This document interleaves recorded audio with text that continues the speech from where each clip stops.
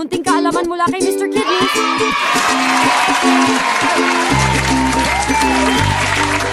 Ang isang taong matagal nang may diabetes ay maaaring magkaroon ng pinsala sa maliliit na daluyan ng dugo sa kanyang katawan.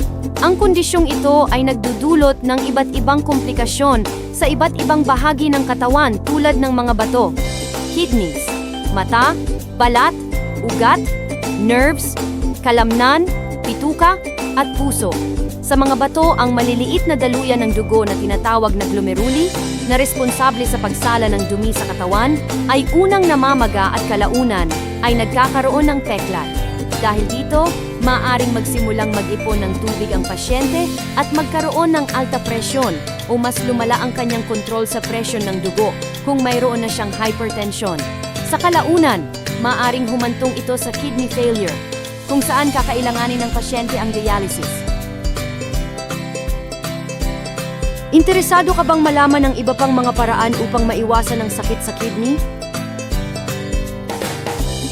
Follow One Pag-asa social media channels!